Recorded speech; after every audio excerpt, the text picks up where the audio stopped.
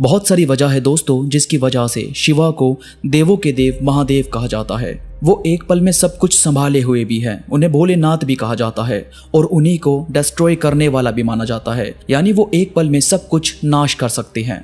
शिव जी की इतनी पर्सनैलिटी है जिनसे हम जितना सीखे उतना कम है। वो महायोगी भी हैं, वो तांडव भी करते हैं, वो घर परिवार भी संभाले हुए हैं और वही कैलाश में साधना में लीन भी रहते हैं। आज मैं आपको उनसे सीखने वाली सबसे बेहतरीन बातें बताने वाला हूँ जो हमारी लाइफ के लिए, हमारे भौतिक जीवन के लिए और साथ ही हमारी सोल के लिए, दोनों के लिए बहुत जरूरी है। कसम से हम अगर शिवा से 1% भी या आधा % भी कुछ सीख लें तो हमारी पूरी लाइफ अपने आप ही बदल सकती है। हमारे सोचने का नजरिया, हमारा दुनिया को देखने का ढंग, सब कुछ बदलना स्टार्ट हो जाता है। तो बस आप जुड़े रहो इस वीडियो में आखिरी तक। तो चलिए दोस्तों शुरू करते हैं। दोस्तों सबसे पहले भगवान शिव ने अमृत मंथन के वक्त अमृत के लिए सबको लड़ते देखा था, मगर उसी वक्त समुद्र में से जहर भी निकला था और उस जहर को पीना किसी के भी बस की बात नहीं थी। ठीक उसी वक्त भगवान शिव ने उस जहर को पीकर अपने गले में जगह दी थी और उसी की वजह से उनका गला बिल्कुल नीला हो गया था, जिसकी वजह से उन्हें नीलकंठ भी नाम दिया गया है। इसका सीधा सा मतलब है दोस्तों कि लाइफ में कई बार आपको नेगेटिविटी को एक्सेप्ट करना पड़ता है, पर इसका यह मतलब नहीं कि वो आपको मार डालेगी, बल्कि आप उसे अपने अंदर धारण करके अपने पास से उसको पॉजिटिव बनाओ।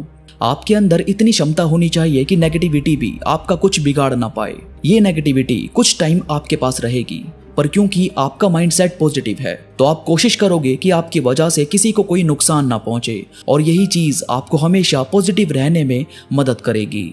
इसके बाद दोस्तों भगवान शिवा एक ऐसे देवता है जिनकी पूजा देवता भी करते हैं और उनकी पूजा राक्षस भी।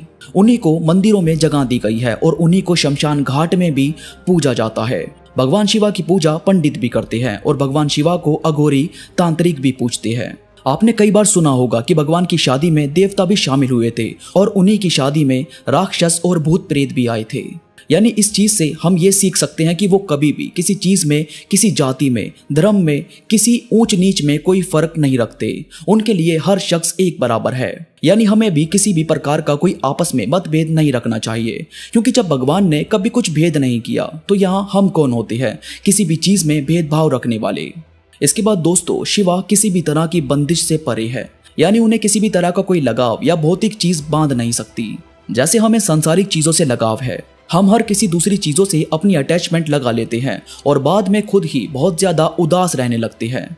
यहाँ शिव यही कहना चाहते हैं कि अपने जीवन में जो आप पाना चाहते हो वो सब कुछ पाओ, पर यह बात भी याद रखो कि ये सब कुछ एक भ्रम है जो हमें सिर्फ हमारे जीवन को बिताने के लिए दिया गया है। जो है वो चला जाएगा और जो चला गया है वो वापस जरूर आएगा। ये सब कुछ प्राकृतिक नियम है। शिवा अपने बदन पर चिता की राख को लगाते हैं जो ये दिखाता है कि वो बैरागी है, उन्हें संसार की किसी चीज से कोई लगाव नहीं। हम ऐसे योगी तो नहीं बन सकते, पर हम इन सब में एक बैलेंस बना सकते हैं कि अगर हम कुछ पाने का जतन कर रहे हैं तो उसे पाने के बाद हम घमंड को अपने अंदर जगह ना लेने दें। और घमंड से ही जुड़ा है हमारा अगला पॉइंट। दोस्तों शिवा को सबसे ऊंची पद्धति पर रखा गया है, उन्हें सब महादेव कहते हैं, पर इसके बाद भी वो बहुत ही ज्यादा डाउन टू अर्थ हैं। वो कभी भी किसी तरह के घमंड को अपने अंदर जगह नहीं देते।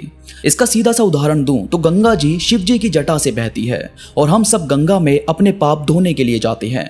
यानी जब गंगा शिव जी की जटा से निकलेगी तो जाहिर है शिव जी पूरी तरह से पाप से आजाद हैं। वो किसी तरह की हीन भावना खुद में नहीं लाते। उन्होंने तो रावण को भी अपनी सोने की लंका दे दी थी। उन्होंने बड़े बड़े राक्षस को ऐसे ऐसे वरदान दे दिए थे जिसका कई राक्षसों ने बहुत बुरा इस्तेमाल किया और देवताओं को इसका सामना करना पड़ा। पर शिव जी ने कभी किसी तरह की बुराई को कभी बर्दाश्त नहीं किया।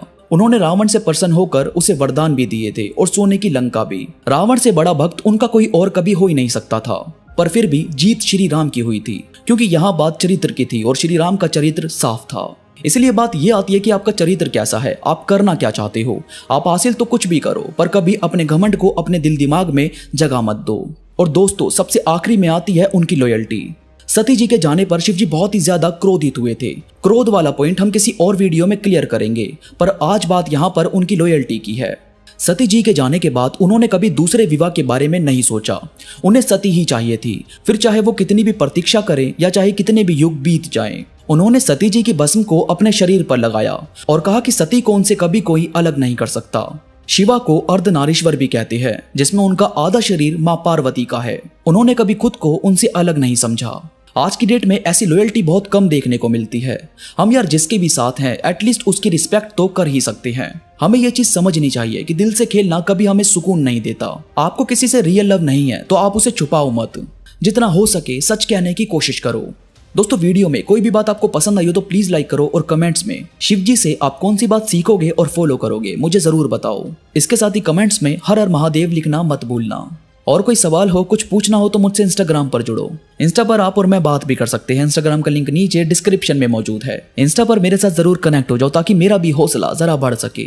और फेसबुक पर अनडिस्कवर्ड ट्रुथ ऑफिशियल सर्च करके फॉलो करो ताकि हमारी आर्मी और ज्यादा मजबूत बन सके। तो अभी के लिए बस इतना ही। मैं मिलूंगा आपसे नई वीडियो के साथ, तब तक के लिए धन्यवाद।